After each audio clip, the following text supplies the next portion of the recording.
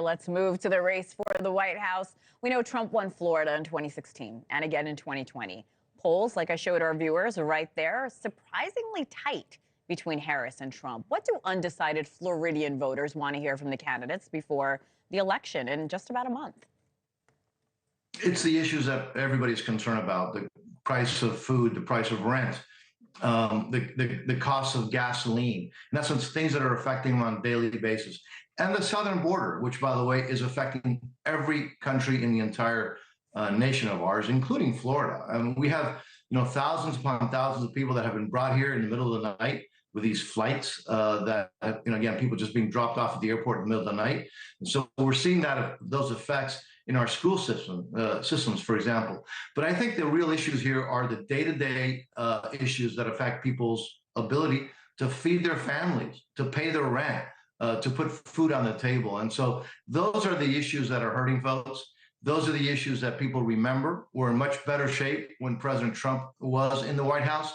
So I'm pretty confident that when it's all said and done, President Trump's going to win Florida. Again, we have a very important Senate race. Senator Rick Scott against a radical left winger who was, basically almost part of the squad when the 2 years that she was in the House. So the contrast is very dramatic. I'm very confident that if everybody turns out, we're going to see a very, very strong Republican performance, not only in Florida, but around the country. You mentioned immigration. You are a first-generation born American. Trump this week said he would advocate for mass deportations. How does Trump and Vance, how do they get their message across to those undecided voters, again, in your state, when it comes to a topic like immigration? I don't care if you were born here, you've been here for generations, or you just got here. One of the issues, one of the things that brings people to the United States is adherence to the rule of law.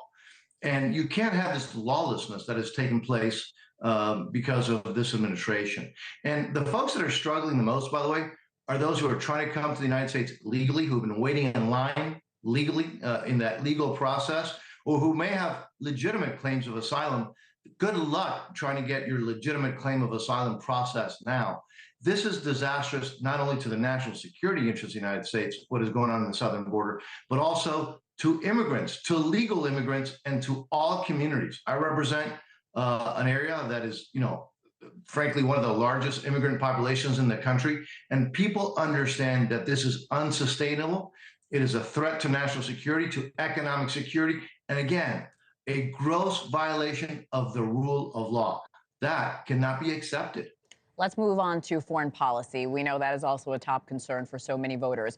You have said in the past that the U.S. should focus on national security funding over funding foreign affairs. You've also said the killing of Hezbollah's leader by Israel is a win for Americans and Israelis. With that said, should the U.S. be doing more to support Israel currently?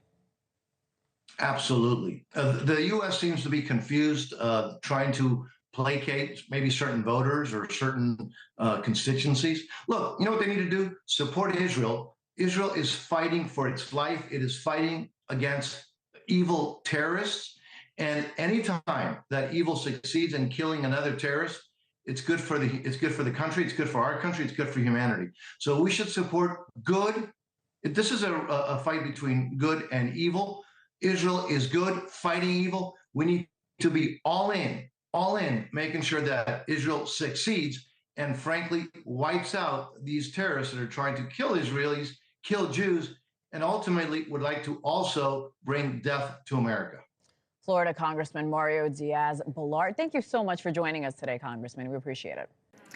Thanks for watching. Go to joinnn.com to find NewsNation on your television provider. And don't forget to click the red subscribe button below to get more of NewsNation's fact-driven, unbiased coverage.